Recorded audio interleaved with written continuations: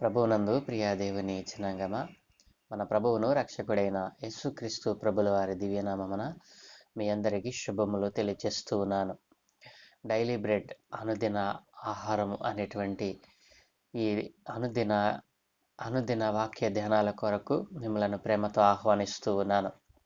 ఈ రోజునకు ఏర్పాటు చేయబడిన దేవుని వాక్య లేఖనమును చదువుకుందాము. యోహాను సువార్త 1వ అధ్యాయము 1 నుండి 3 వచనాలు ఈ రోజున మనం చదువుకుందాము. ఆదియందు వాక్యముండెను, వాక్యము దేవుని యొద్ద ఉండెను, వాక్యము దేవుడై ఉండెను, ఆయన ఆదియందు దేవుని యొద్ద ఉండెను. సమస్తమును ఆయన మూలముగా కలిగెను, కలిగి ఉన్నదేదియు ఆయన లేకుండా కలుగలేదు. ఆమేన్. మన ప్రభువును రక్షకుడైన యేసుక్రీస్తు ప్రభుల వారి దివ్యనామమున ప్రియ దేవుని పిల్లలారా, యేసుక్రీస్తు ప్రభుల వారు మరి ఆదియందు ఉన్నవాడని, మరి ఆయన ఆదిలో తండ్రి యొద్ద ఉన్నవాడని, ఆయన సృష్టిని చేసినప్పుడు ఈ సృష్టిని సమస్తాన్ని కలుగచేసిన వాడని, ఈ లోకము పుట్టక ముందే ఆయన ఉన్నవాడని అనేక ప్రవచనాలు మనం దేవుని వాక్యముల నుండి మనం తెలుసుకోగలం. ఆయనను గురించినటువంటి ప్రవచనాలు అనేకములు ఈ పరిశుద్ధ గ్రంథములో రాయబడి ఉన్నవి. నా ప్రియ దేవుని జనాంగమా, ఈ పరిశుద్ధ గ్రంథములో రాయబడిన ప్రతి మాట ఆయన నోటి నుండి వచ్చినటువంటి మాట కాబట్టి మాట, వాక్యము అనగా మాట, ఆయన పలికినటువంటి ప్రతి మాట మరి ఆయన పరిశుద్ధుల చేత ఈ పరిశుద్ధ గ్రంథములో లిఖింపబడినవి. నా ప్రియ దేవుని జనాంగమా, ఒకవేళ యేసుక్రీస్తు ప్రభుల వారు మరి ఒక శకములోనో లేదా ఒక యుగములోనో మరి ఉన్నటువంటి దేవుడు కాదండి. ఈ లోకము అనేది పుట్టకముందే ఆయన ఈ లోకము పుట్టకముందే ఉన్నవాడు. ఆ సర్వశక్తి కలిగినటువంటి తండ్రి అయిన దేవుని యొద్ద ఆయన ఉన్నవాడు. సృష్టిని చేసినప్పుడు మరి సమస్తాన్ని తన వాక్కు చేత మరి కలుగ చేసినవాడు యేసుక్రీస్తు ప్రభుల వారు. ఈ రోజున అజ్ఞానులైనటువంటి, జ్ఞానం లేనటువంటి, ఆచారముతో పట్టబడినటువంటి, మరి బుద్ధిహీనులైనటువంటి, మూర్ఖులైనటువంటి, ఇలా చెప్పుకుంటూ పోతే మరి పనికిమాలిన వారైనటువంటి వారు మాట్లాడుతూ ఉన్నారు. యేసు ప్రభుల వారిని గురించి మరి వారికి ఇష్టం వచ్చినట్లుగా మరి మాట్లాడుతూ ఉన్నారు. మాట్లాడుతూ మరి ఆయన శక్తిని ఆశ్రయించలేని వారుగా ఉంటున్నారు. నా ప్రియ దేవుని జంగమ, దేవుని వాక్యము ఎంత శక్తి కలదో, దేవుని మాట ఎంత ప్రభావం కలదో మనము ఈ వచనాల ద్వారా మనం తెలుసుకోగలం. నా ప్రియ దేవుని జనాంగమ, మరి ఏది ఉంటే ఏ మాటను మరి శిష్యులు ఈ ప్రపంచానికి మరి చాటి చెప్పారు? కేవలము దేవుని మాట. దేవుని వాక్యము అంత శక్తి కలిగినది.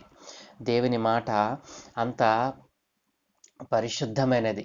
పరిశుద్ధమైన మాట కాబట్టే ఈ రోజున ప్రపంచమంతా కూడా ఆయన వాక్కులను వింటూ, ఆయన వాక్కు చేత మరి నడిపింపబడుతూ, ఆయన మాటలను మరి హృదయములో దాచుకుంటూ వారి జీవనాన్ని సాగిస్తూ ఉన్నారు.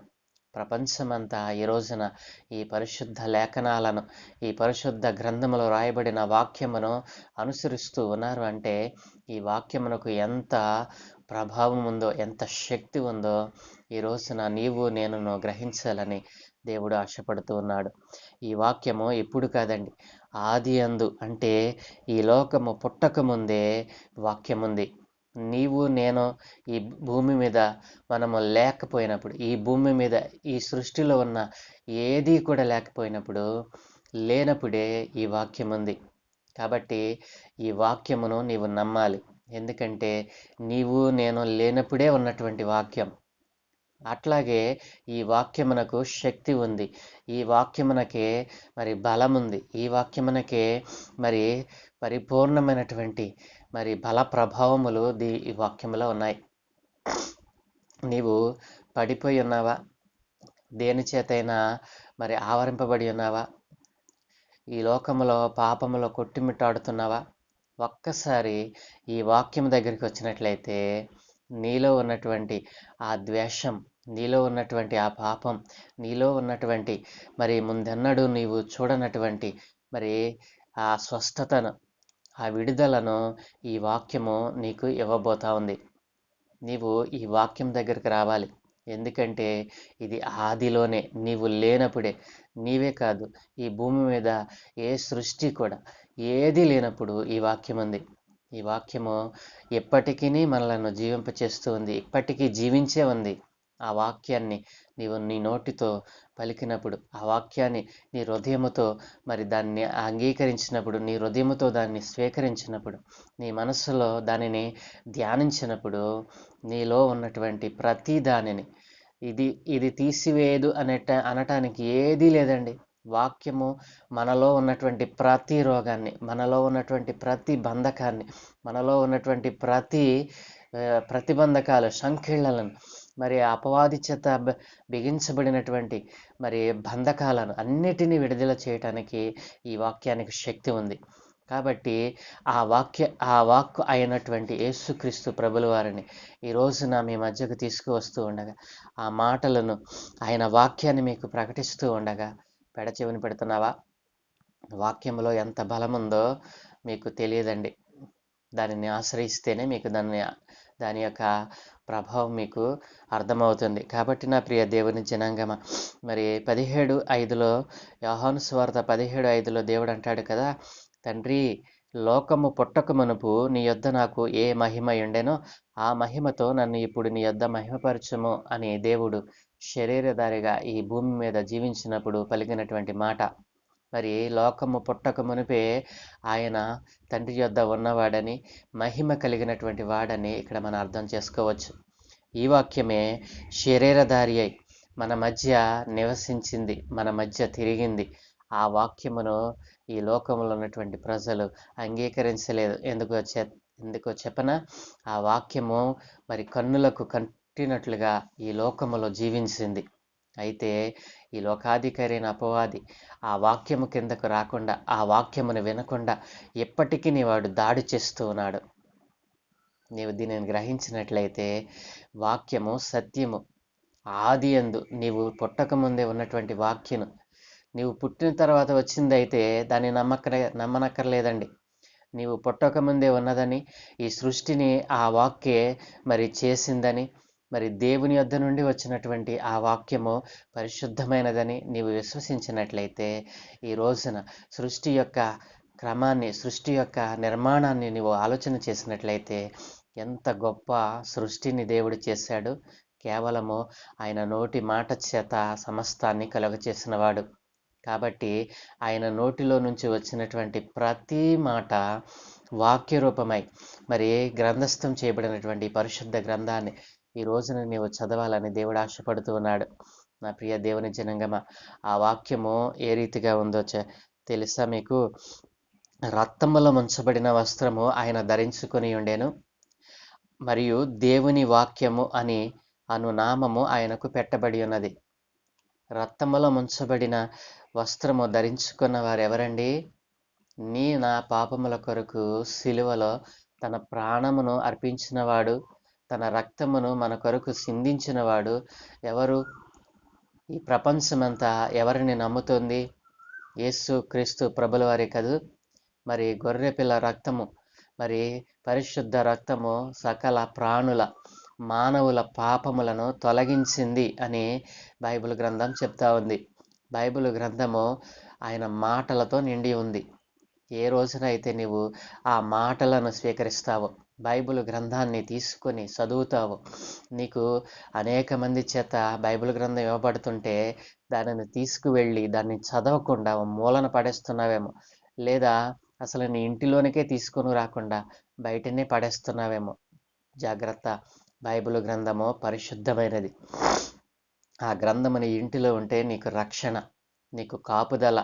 నీవు ప్రతి క్షణము కూడా నీవు రక్షింపబడతావు, ప్రతి క్షణము కాపాడబడతావు, ప్రతి క్షణము విడుదలను పొందుకుంటావు. నా ప్రియ దేవుని జనాంగమ, కాబట్టి ఆయనకు ఏ నామం పెట్టబడిందండి? వాక్యము అను నామము.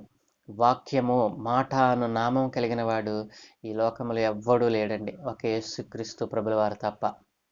నా ప్రియ దేవుని జనాంగమా, ఆయన నీ కొరకు, నా కొరకు వాక్యము అను నామము ధరించి ఈ రోజున నీ ఇంటిలోనికి వస్తూ ఉన్నాడు. నీలోనికి వస్తూ ఉన్నాడు. ఆయనను ఆహ్వానిస్తావా? వాక్యము అను నామం కలిగినటువంటి వాడు యేసుక్రీస్తు ప్రభుల వారు. ప్రకటన గ్రంథము 19వ అధ్యాయము 13వ వాక్యములో ఈ మాట వ్రాయబడింది. దేవుని వాక్యము అను నామము ఆయనకు పెట్టబడి ఉంది. నా ప్రియ దేవుని జనాంగమ, ఈ మాటలు ఇప్పుడు పుట్టినవి కాదండి. నీవు విశ్వసించినట్లయితే ఆది అందే ఈ వాక్యం ఉంది. వాక్యము దేవుని యొద్ద ఉంది. వాక్యము, ఈ వాక్యమే దేవుడై ఉన్నాడు. యేసుక్రీస్తు ప్రభుల వారు దేవుడు కాదని మరి అనేటువంటి మూర్ఖులైనటువంటి వారికి ఈ రోజున మరి దేవుడు మరి వాక్య రూపములో పరిశుద్ధ గ్రంథములో ఉన్నాడు అని, ఆ పరిశుద్ధ గ్రంథాన్ని ప్రకటించేటువంటి స్థలములో కూడా ఆయన ఉన్నాడని, ఈ పరిశుద్ధ గ్రంథములో మాటలు ఎక్కడ వచింపబడతాయో అక్కడ దేవుని ఆత్మ సంచరిస్తూ ఉందని నీవు తెలుసుకున్నట్లయితే ఈ రోజున మరి అది ఎరుగనటువంటి వారికి నీవు ప్రకటించాలని దేవుడు ఆశపడుతున్నాడు. మొదట నీవు తెలుసుకోవాలి. మొదట నీవు తెలుసుకున్న దానిని ఇతరులకు ప్రకటన చేయాలి. దానిని తెలియపరచాలి. నా ప్రియ దేవుని జనాంగమ, సమస్తమును ఆయన మూలంగా కలిగినాయి. ఈ సృష్టిలో ఉన్నది ప్రతిదీ కూడా ఆ వాక్యము ద్వారానే, ఆయన పలికిన మాట ద్వారానే కలిగినాయి. సమస్తమును కూడా ఆయన మూలముగా కలిగినాయి. ఆయన లేకుండా ఏది కలగలేదు. కలిగి ఉన్నదేది ఆయన లేకుండా కలగలేదు. నా ప్రియ దేవుని జనాంగమ, ఈ సృష్టిలో ఉన్నటువంటి ప్రతిదీ కూడా ఆయన లేకుండా కలగలేదు.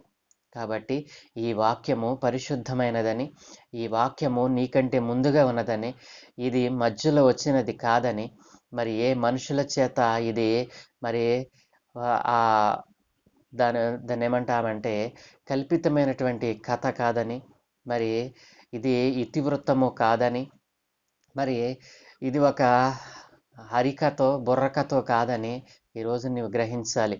ఈ వాక్యము నీవు నేను లేనప్పుడే ఇది ఉన్నదని, నీవు నేను లేనప్పుడే ఇది జీవించి ఉన్నదని, నీవు నేను లేనప్పుడే నిన్ను నన్ను మరి కలుగు చేసినటువంటి వాక్యము పరిశుద్ధమైనదని నీవు గ్రహించాలని దేవుడు ఆశపడుతూ ఉన్నాడు.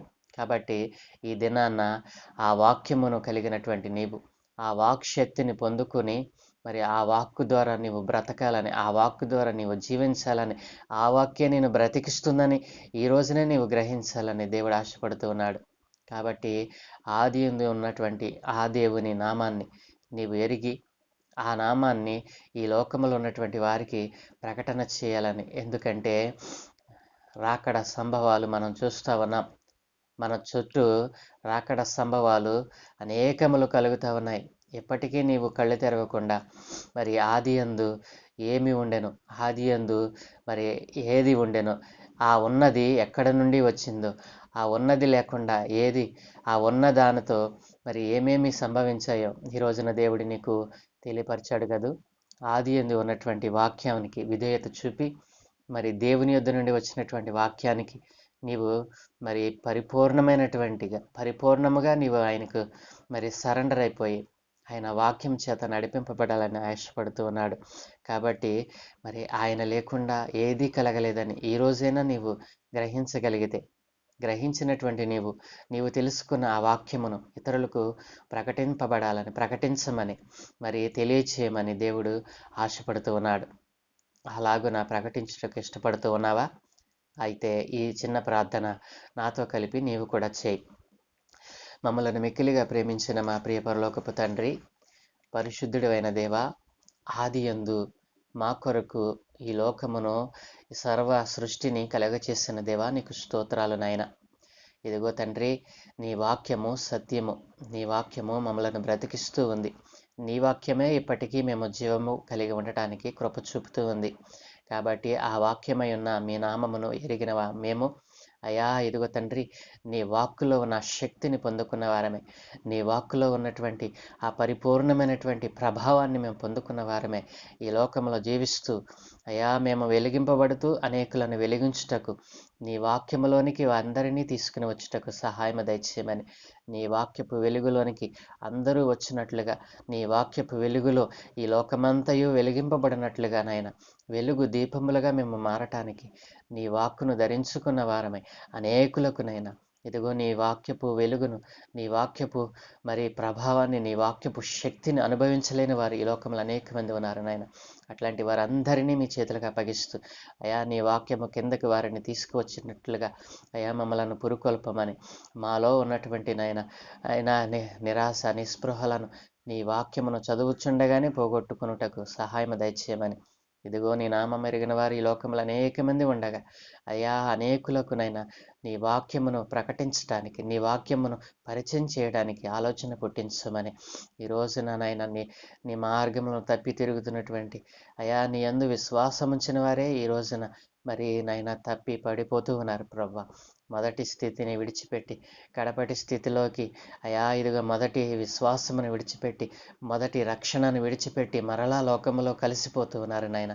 అట్లాంటి వారందరితో మీరు మాట్లాడారు అయా. నీవు మాకంటే ముందుగా ఉన్నవాడు కాబట్టి అయా, మధ్యలో వచ్చినవాడు కాదు కాబట్టి అయా, నీవు నిజమైన దేవుడు అని మేము నమ్మాము. మేము నమ్మిన దానిని ఇతరులకు ప్రకటించడానికి అయా, బలముగా ప్రకటించడానికి కృపను తోడుగా ఉంచమని ఈరోజు నాయన, ఈరోజు మేము చేయ పనులన్నిటి మీద మీకు అనుదృష్టి ఉంచి మీ ఆత్మను మాకు తోడుగా ఉంచమని అయా, నీ దూతల కాపుదల మాకు అనుగ్రహించి ఈరోజు మేము చేయ ప్రయాణములు ప్రయత్నములన్నిటినీ సఫలపరచమని అయా, ఈ దినమందు నీ సన్నిధికి వెళ్ళి నిన్ను గణపరచడానికి, నిన్ను మహిపరచడానికి అయా, నీ వాక్యమును విని నీ వాక్య ప్రకారం జీవించేటువంటి కృపను అనుగ్రహించమని అయా, ఆది యందు నీ వాక్యము చేతనే, నీ వాక్యము చేతనే నీవు లేకుండా ఏది కలగలేదని అయా మేము తెలుసుకున్న దానిని అయా, ఆది యందే ఉన్నవాడని, మధ్యలో వచ్చినవాడు కాదని అయా నీ పిల్లలకు తెలియచేసేటువంటి భాగ్యం అనుగ్రహించమని, నీవే మహిమ ఘనత ప్రభావంలో పొందుకోమని